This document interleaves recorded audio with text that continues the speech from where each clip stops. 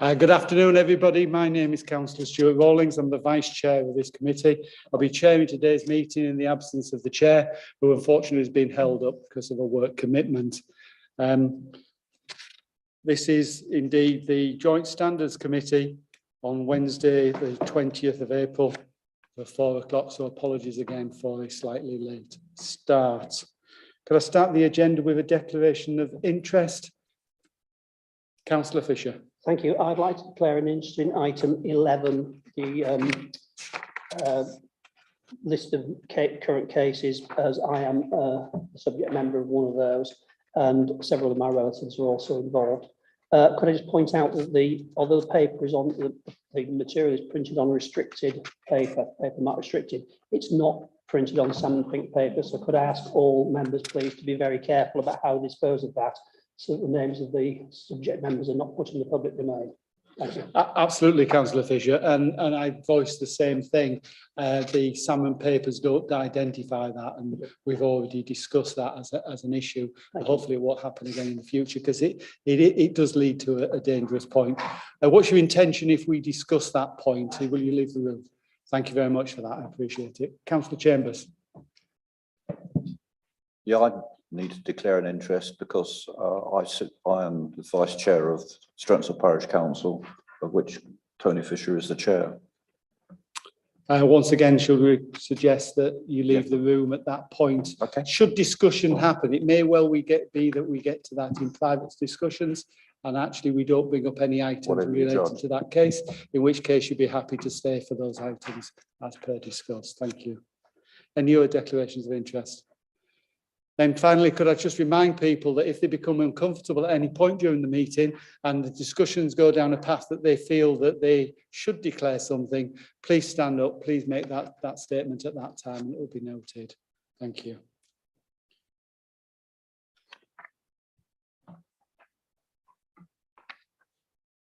I don't see agenda. Apologies for absence, actually, looking through it. But we will note apologies for absence have been received from Councillor Rowley as the chair of the meeting, please. Exclusion of the press and public. We need to consider the exclusion of the press and public from the appendixes of this when we go into private session. Is everybody quite happy that we do go into private session at that point? Councillor Douglas.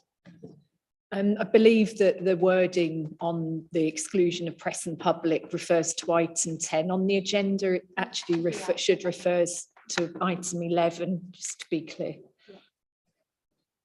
Very valid point. Item 11 is the restricted part of the discussion. So with that caveat, is everybody happy that once we get to item level, we go into a private session for that? That is covered by the Local Authorities Act, as we have known from the past. Item 3, minutes of the previous meetings. I have in front of me the minutes, and let's see if I can get it right this time, because I got it wrong at the last meeting I chaired. So the meeting of the Joint Standards Committee, which was held on the 24th of January. Does anybody have any question with any of the minutes they read? Councillor Fisher. Paragraph 35, the last paragraph, it says, for transparency, Councillors Carr and Fisher declared their membership of Cotmanthorpe and Osborwick Parish Councils. It was actually Councillor Rowley who declared his membership of Osborwick. But I did watch the video, and the monitoring office said it was not required to do so. So should we just remove that paragraph, because I think it's unnecessary? It was said in the meeting. I think just for transparency, it's on the recorded. I'm sorry, my brain's not working now. It's on the recorded meeting. So I think for transparency purposes, it's only correct that the minutes reflect what was actually said at that meeting. Right. I didn't declare my interest because you said it wasn't necessary. That's absolutely fine. It is Councillor Rowley. Yes, it was Councillor Rowley. Okay, we'll make that correction, but we'll leave the minute in. Thank you very much. Thank you. Anything else, anybody?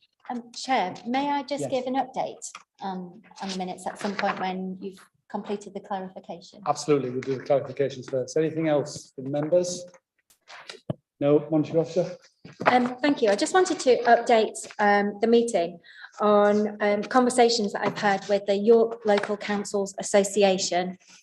There's been discussion at previous meetings around what work could this committee undertake to work with the York Local Councils Association to support parish and town councils adopting the LGA Model Code of Conduct. And I've also had the opportunity to speak with them as well around the issue of appointment of substitutes for the parish and town councillors who sit on this committee as well. I have spoken with Sheena Spence, who is the point of contact that I have for the YLCA. Unfortunately, at the time of speaking, when she rang me back, she was quite unwell, and so we had to have a very short conversation. I'm waiting for her to contact me around when she's feeling much better. But in principle, I'm pleased to note that it was quite a positive response that I received from the YLCA in terms of some collaborative work in both points, that is supporting the adoption of the model code. And I was informed that the YLCA has already done some work on that, but would welcome the overarching encouragement and support of this committee. In respect of the substitutes for parish councillors on this committee, I've provided some documentation about the role, what is expected, i.e. attendance at committees, involvement in assessment subcommittees, and she's considering it, and I'm just waiting for her to contact me. I did, as a side issue, by the way, just speak to her because there is one parish council that is not a member of YLCA. And I've been advised by Ms. Spence that the clerk for that parish council does actually receive all the communications from the YLCA. So for a point of comfort for this committee, they're not completely isolated from all the correspondence from the YLCA. The clerk does, I've been advised by the YLCA that the clerk is on the email list of circulars. It's just that they don't formally sign up to I think it's the wider support programme. Sure. So obviously I'll keep you appraised of when Miss Spence is better, and I'll have a more constructive conversation with her. I know this is a topic close to your heart, Councillor Fisher. The Parish Council concerned Stockton-on-the-Forest is within my ward, and it shares the same clerk as Stranson with Tothorpe. But Yorkshire Local Council Association have told her that she cannot pass material that she gets from Strensall onto Stockton-on-the-Forest because they're not paid up members. So there's a little bit of a problem there. I think that's probably something that the monitoring officer can bring up when you have the next discussion with the contact there. The only thing I would add to it, whilst we're on that topic of the code of conduct, it's my understanding that the code of conduct is now, after our discussions and reviews, gone through full council and been accepted last October for City of York councillors, and is in that rollout stage to the parish councils. I have to add that the two parish councils I sit on had received that, but not brought it to the parish council for discussion, believing that because it said it was a draft, it didn't need to come forward at that stage. So I think we do need to reiterate in those conversations that we need to push the parish councils to take them to their committees and discuss, and hopefully accept them within theirs, because all of us are heading in the same direction. If we all have the same code of conduct, it will be much easier to manage joint standards in the future. Yeah. Anything else on that? Councillor Fisher? No, I was just going to say, not from me. Okay. Thank you, Chair. Councillor Fisher. Final, been a pain in the neck tonight, but could I also just note that on item 43, I left the meeting before the vote. My internet connection dropped out and I disappeared about 3 minutes before the vote was taken. So that be noted that I left the meeting about 3 minutes before the end of that item. It's 43, the review of the work plan. Minute 43, yeah. I left before my internet connection dropped out and I couldn't get it back on in time, because when you came, if I had done it, would have been into the exempt bit, which I wasn't in. Okay, I may be corrected here. It was my belief that that's noted if we go on to vote on anything or decision-making matters. So I don't think there's a need to amend it. Right, okay. As such. That's okay. It's a valid point. It's a need to amend it if we further went on to vote, and those could have been an issue if you'd been in attendance. But actually, as there wasn't in this meeting, I don't think there's a need to make that amendment. Okay, that's fine. The same as Councillor Wardby has left at previous meetings at some point through, and that has not been noted either. But the same argument would apply. Thank you. So with those discussions, everybody happy? I can sign off those minutes of the last meeting. I'll sign them off at the end of the meeting, Fiona, if that's okay.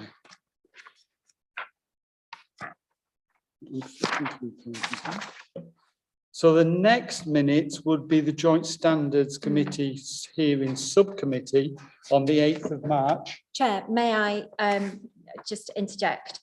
I've asked for these minutes to be removed from the council's website. These are not an accurate reflection of the meeting that occurred. The decision note, the council has published a decision notice relating to Skelton Parish. I think this is it, Skelton Parish Council. And it is the decision notice that should be appended to the Joint Standards Committee agenda. I've also received communication this afternoon from the clerk to Skelton Parish Council, who is objecting to the content of these draft minutes. I have to say that I'm not happy with them either. I don't think they're an accurate reflection of the meeting that took place, and instead the committee should just rely on the decision notice that was approved and published by the hearing panel on that date. Okay. Any comments from members? What, Councillor Carr? Thanks, Chair. Yeah, as the chair of that meeting, where's the principal discrepancy then, monitoring officer? The confidentiality clauses have been breached. So there's more information in these minutes than there should be. Okay, thank you. So they're not an accurate reflection. Going forward, Chair, with the Joint Standards Committee approval, hearing panels take a huge amount of time and effort into approved decision notices, which are then published in accordance with the procedures. I do believe that rather than creating a separate set of minutes, that the document that should be attached for the Joint Standards Committee agenda for consideration is the approved decision notice, which was confirmed by those hearing panel members. And I don't think we need to go either behind that document or create a different document when the hearing panel members have put so much time and effort into adjudication of a matter and coming out with conclusions and, if necessary, sanctions. And I do believe those decision notices give an accurate reflection of who attended, the evidence that was considered, the timeframes, and that might be a better, a more informative document for the Joint Standards Committee to have before them, rather than a separate produced minute. Two comments from me, if I can. One, this seems very sensible to me, because that's the outcome of the meeting and therefore articulately notes it. So I would support that approach. However, I would put on record I'm disappointed that something appears to be put into the public domain, which breached some confidentiality guidance, and we're now not considering it in the meeting, even though it was in the public papers. So I've got to voice the disappointment in there, and we've got to move forward, and things happen, and we learn from that. But I'm somewhat concerned. Comments from anybody else? Then, with the committee's permission, we won't sign off those. We'll remove them from the agenda from this evening's meeting.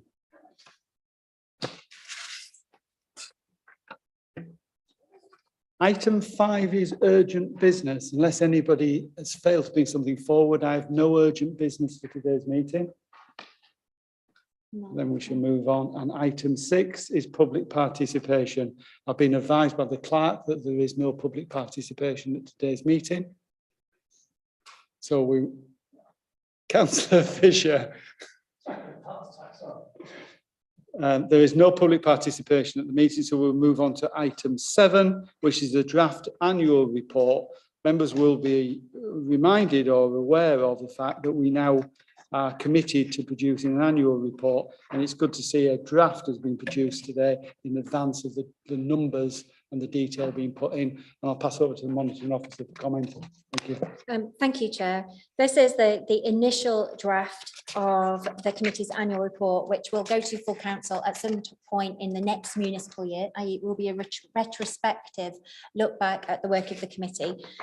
I would appreciate feedback from any member of the committee as to contents or anything that I've missed or any rewording. I'm quite happy to consider that.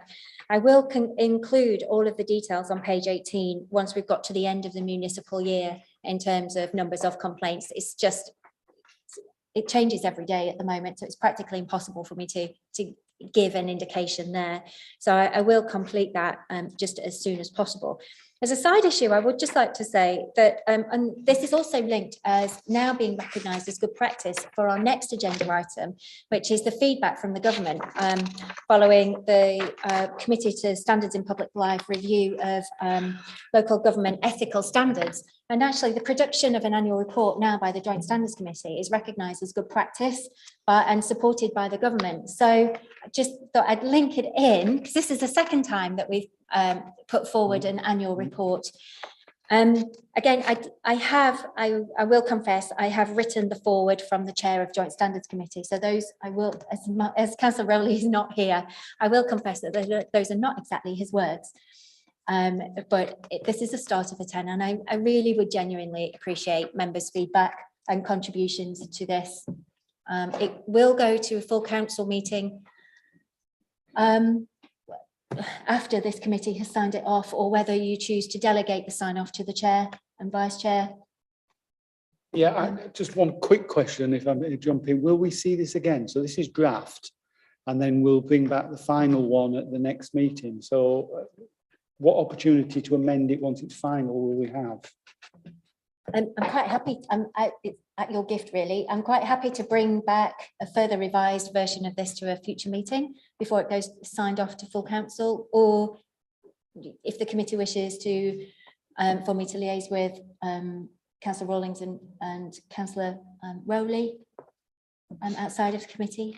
It won't go until full council until it's approved anyway. Members' views, comments on the report or even the timetable. Councillor Chambers, thank you. Well, given that nobody has yet said anything about the draft report, and on the assumption that the draft report is accepted without change, can we not just go ahead? Councillor Douglas. Yeah, I suppose, well, Councillor Rowley should have the opportunity to look at his introduction, shouldn't he, for sure, because he, as Jamie has said, he didn't write it. Yeah. But then also on page 20 under dispensations, yeah, I'm missing out of that list. I was given a dispensation to sub for Councillor Webb on area planning. Yes, so I think that should be in there as well. Thanks. Councillor Baker.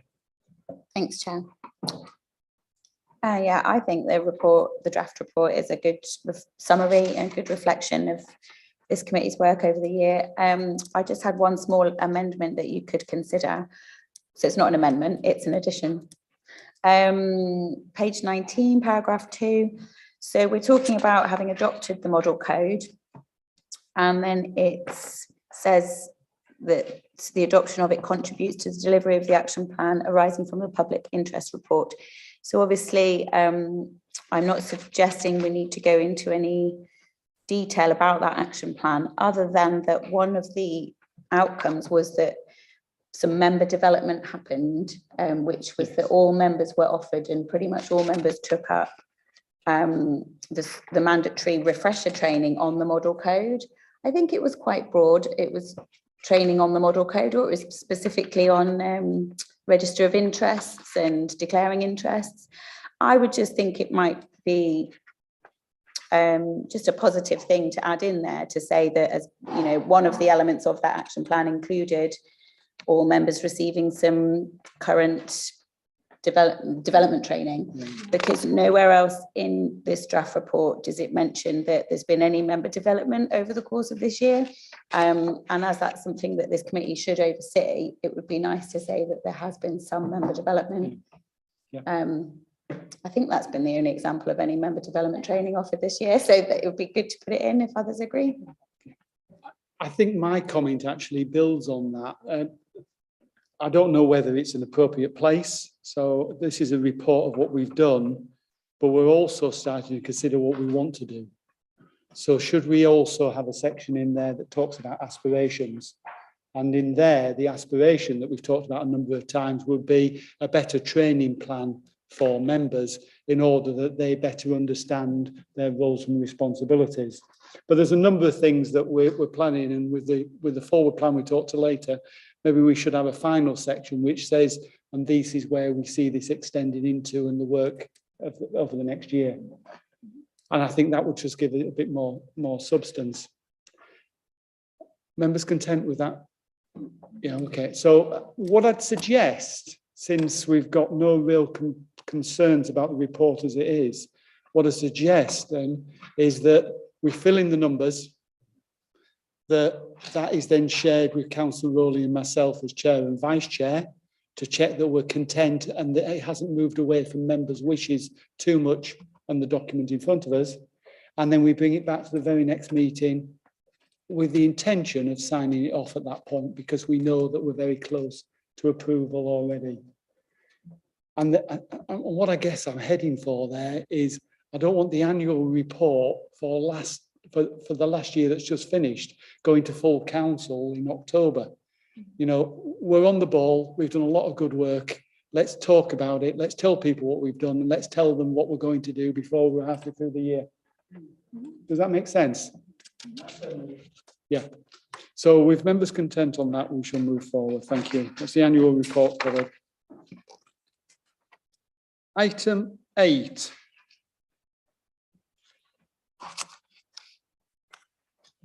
Which is the government document. You again, I think. Yes, thank you, Chair.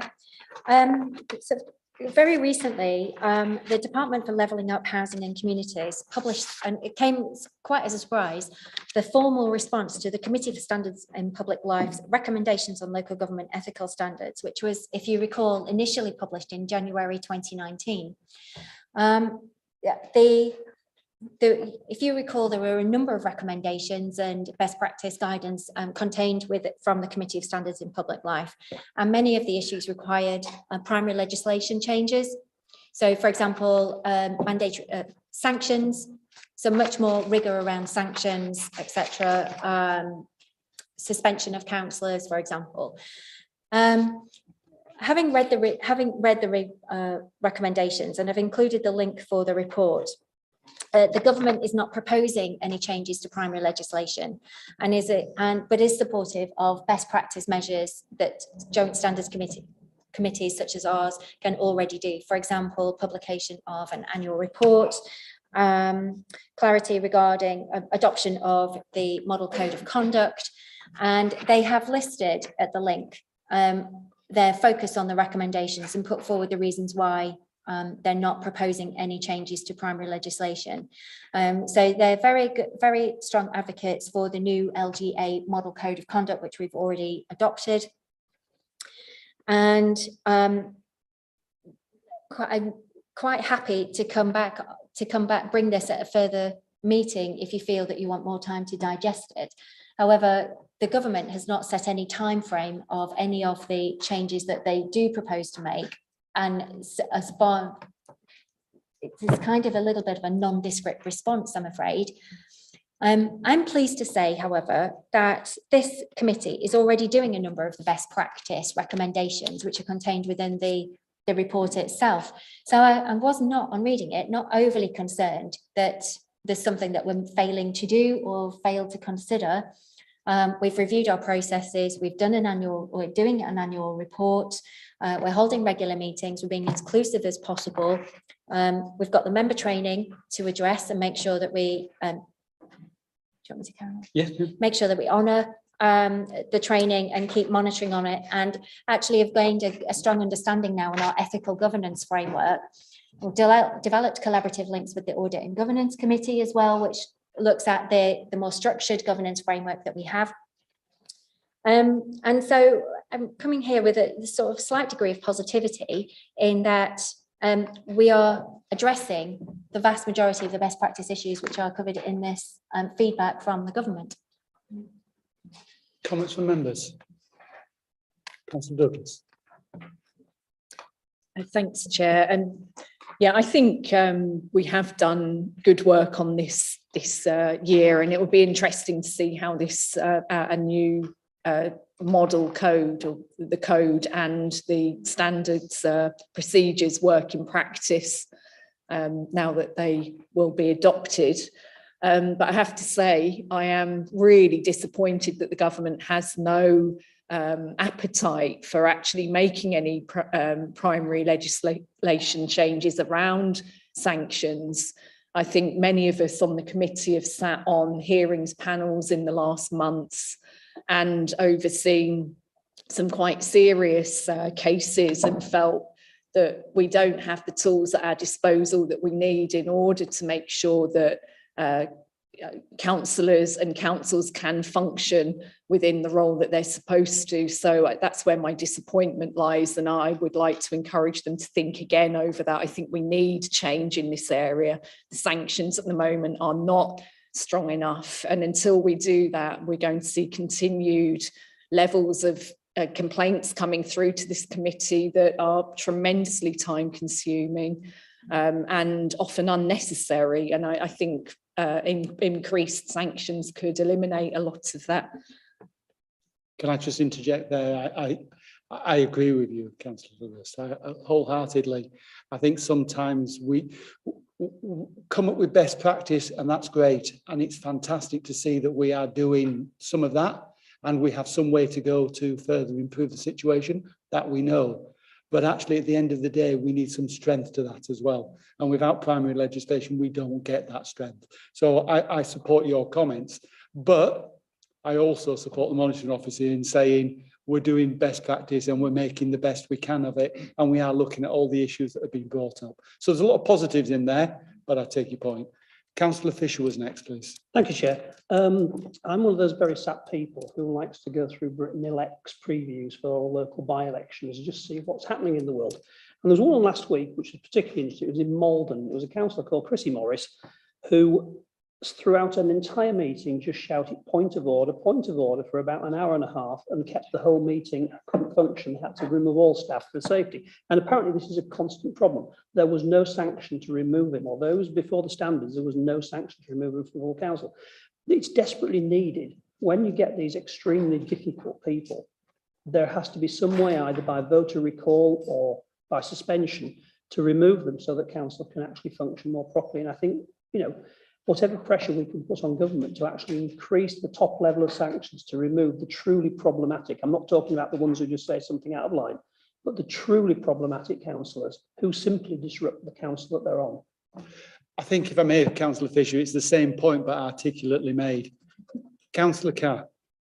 Thank you, Chair. I think there is a case for strengthening sanctions, but if that ever comes about, then I think alongside that, we do need to have a right of appeal by those accused of alleged offences, because natural justice would just demand that, I believe, and the two go hand in hand. 100, Thank you. 100%. Yes, Councillor Rowley, and welcome. Thank you, Chair. Firstly, can I apologise to my colleagues? I had been called out for an emergency call out, and you know the job that I do. So that's why I'm late, and I'm glad that Councillor Rawlings is chair, and I'm more than happy for him to continue to chair this meeting, and I'll continue just to add my bits where I can. On this particular subject, can I just ask members, and I'd be guided by you as the chair of this committee, would you like me to write on behalf of the committee, not that it may do any good, but at least it registers with central government our concerns? Would you like me as the chair of this committee to write to the local government minister? Councillor Rowley, I'm seeing a lot of nods around the table, and we're in that unusual situation where I'm chairing but you're chair. I think it would be highly appropriate for you to write as chair of this committee and to express concerns that it hasn't, and that it puts us potentially in a difficult position. But I do think it's also fair to not get into too much detail. Councillor Carr's point of the right reply is absolutely spot on, but if we go into too much detail, then it'll just get included. Did you want to add? That's right. If Councillor Rowley's letter includes the right of appeal, or consider it a right of appeal, I think. Absolutely. What I'll do is I'll seek the monitoring officer's guidance to the contents of the letter. I'm more than happy to email it out to you as a draft before I send it off, and just get confirmation from members. It won't be this week. I'm looking round and I'm seeing nods. That seems a very sensible approach all round. We do have concerns, right of appeal. Councillor Carr's raised it, but it's something which is close to all our hearts as well. But also we see issues developing which we have very little ability to control at times. So it's getting that balance, and that may well be why the government has decided it's a difficult one to handle. But nevertheless, they're in the job to do difficult decisions. Members, just before we move on from this, it appears to me that we've got within this document a number of areas where we've got best practice, and the monitoring officer has already told us that in a lot of those code of conduct, training, etc., we're either already considering or have already introduced some change, and we should pat ourselves on the back for that work, I think. But I think it would be useful if we ask the monitoring officer to come back at the next meeting, or we'll put it on the forward plan, with some kind of schedule of what are the main 10 points and where are we on each of those 10 points, which ones do we need to still highlight or look at, and that might well build our work plan for the next year. Councillor Douglas. Thanks, Chair. Yeah, an area that I still have concern over is our public interest test. That does constitute best practice in the code, and we say something about public interest, but I still feel it's not enough. I don't think it's transparent enough for the public to be able to read it and understand what it's actually saying. And make a judgment as to whether they think a case may be of public interest or not. So I think I would like us to look at that. I think that's extremely valid, and I think maybe we should put that on. It seems appropriate to have some kind of work plan as to what the areas of best practice were, which we haven't addressed, and that would certainly come in as one of those on that as a topic. Anything else from members? Councillor Baker, do you? No, no, you're just moving your hair. Then with your consent, we'll move on. Item 9, dispensations. Dispensations granted to councillors sitting on the Customer and Corporate Services and Scrutiny Management Committee on the 7th of February to enable them to participate in the calling decision taken by the executive members of the environment. So this item is reporting to the committee that the chair, with his authority, has issued a number of dispensations between the last meeting and this. It needs to be brought back to this committee. Anything you need to add to that? No, Chair, just as you know that we report dispensations which are granted retrospectively. We don't need to approve that as such. No, it's a it's already, reporting it's issue. just a retrospective kind of formal note of the decision that was made at the time. I think we can move on, and that's noted. Item 10, review of the work plan. There has been forwarded a copy of the work plan, both historical and future. Very difficult to do the work plan until after full council, new Lord Mayor. Congratulations to Councillor Carr on becoming the new Lord Mayor, and we look forward to him sharing those meetings. Yeah, sorry, Chair, I missed that because I was actually reading something then, but your reference to Lord Mayor, of course, means that I can't participate in any future meeting of this committee, and you'll note the disappointment in my voice when I say that. But sorry, what were you saying? I was going to go on to say that because you're Lord Mayor, you'll be standing down from this, and the Yes, future sorry, work plan the is same more point. challenging at this point in Yeah, the year, yeah. because we don't know what the committee format will be, Yeah. and people may well be changed or moved around. So I look forward to meeting the new committee, and thank you particularly, because Okay. you will be leaving. On that for your point, work. Chair, do I need to nominate a substitute, or is that something that the monitoring officer will? No, that is a matter, Chair, that will be addressed at annual council on the 26th of May. Okay, okay. But that does not stop us looking at areas which we need to consider, and we've already talked about the best practice document from the government guidance. Councillor Rowley.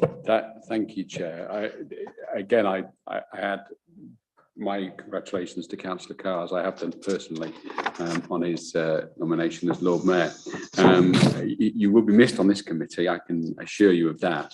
But with regards to a York Independent member on this committee, to maintain the balance that we have politically, can I ask, and I understand obviously your colleagues' workload may preclude him from being able to sit on this committee, but can I ask just that regard is taken to the political balance of this committee, and therefore, as hard as it may be for us to operate, I'd rather operate with the political balance and an absent member rather than have a member that gives a political party more seats than we have. Chair, can I just confirm that this committee is exempt from political proportionality?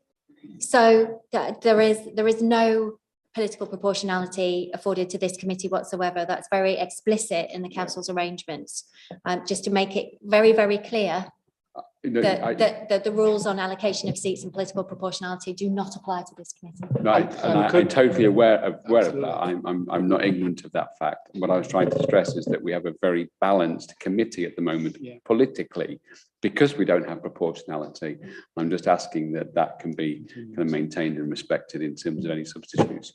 I think it's a valid point, but I would also add that I've been incredibly impressed as Vice Chair in the discussions that we've had over the last 2 years, actually, and I don't see any of them actually becoming political at any point from any member. Yes, we put in a little drive occasionally, but that's in our natures. But actually, when it came to decision making, I think we've been very, very impartial, and I recommend everybody for that. Councillor Fisher. Thank you, Chair. There are some committees where being political is not appropriate. My first ever planning committee in 1987 at Rydale District Council, Bob Eccles, the chair of planning, said, Tory says, you take your political hat off when you go into that planning meeting and leave it on the table outside. It should be exactly the same with this committee. It should be absolutely non-political. 100%. Now, I'm not surprised that came from Bob Eccles, the person who I know very well, and I'm sure meet people that was the imitation good? Was the gruff imitation any good? So any other comments on the forward plan? Councillor Carr. I just want to say thank you to Councillor Rowley. I do agree with that point, actually, Councillor Rowley. I think, one eminent councillor on this council did say politics comes into everything. And there is some truth in that. But if we can strive to get a political balance in this committee going forward, I think that'd be a good idea. Thank you. And I'm not sure how it works in different groups, but there are nominations from different groups, and I would encourage personally the people who are on this committee at the moment to talk in their groups and ask to be put forward again, because it would be nice to keep the same group together because it works so well. But that's for individuals to decide. Sorry, Councillor Douglas, I apologise. Thanks, Chair. So are we proposing to look at the best practice document and also member training? Is that member development as broad areas to take into the next municipal year? Yes, Chair, I've included it in the June meeting as an indicator of what we might discuss at the June meeting, but clearly the dates are yet to be fixed. But our next meeting, which is the first one into the municipal year, to be honest, as the monitoring officer, I really do need some support on the development of a member training programme for the ethical conduct, because the elections are in May 2023 and I need to have a signed off programme of training before Christmas, ideally. And I also need to seek the views of the Audit and Governance Committee on the wider member development training on the broader aspects of the governance framework, because ideally I need to have the induction plan and member development plan fit for purpose, ready for the city elections in May 2023. So I've included it as a priority, to be fair.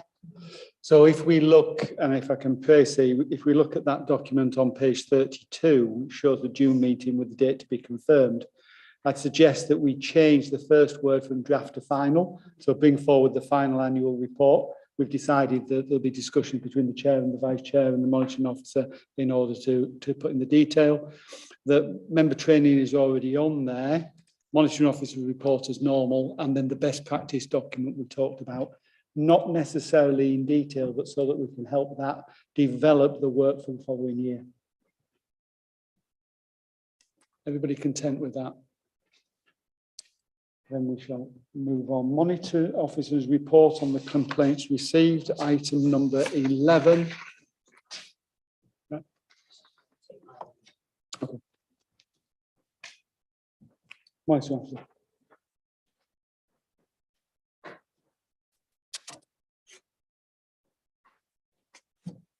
Councillor Fisher, is that due to the declaration that you made at the beginning of the meeting? Can we just minute that Councillor Fisher left the meeting because of the declaration? Thank you.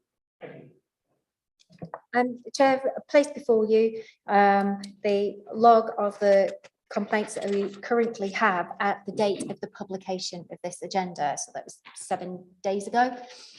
Can cover, I seem to have got everything twice. So I do apologise for that. So I'm just working on the basis of page 35 up to and including page 46. So I seem to have got it repeated again up to page 58. I'm just pleased to advise that case reference, starting on page 35, 739, on page 36, 740, on page 37, 741, bear with me a minute, and on page 42, 2021/12 have now been concluded as of today.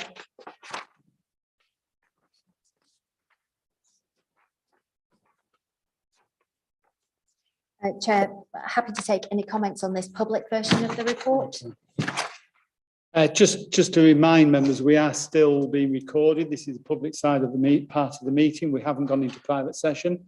So any questions on the contents of the report from a public point of view at this stage?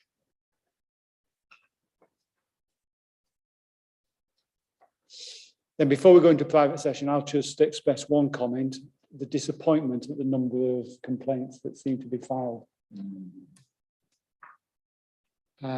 Whilst we've done a lot of work to try to make things clearer with code of conducts, etc., it does appear that the workload and the way that we set up the committee now, the workload on all members, which we're very grateful for, is growing, and it's disappointing.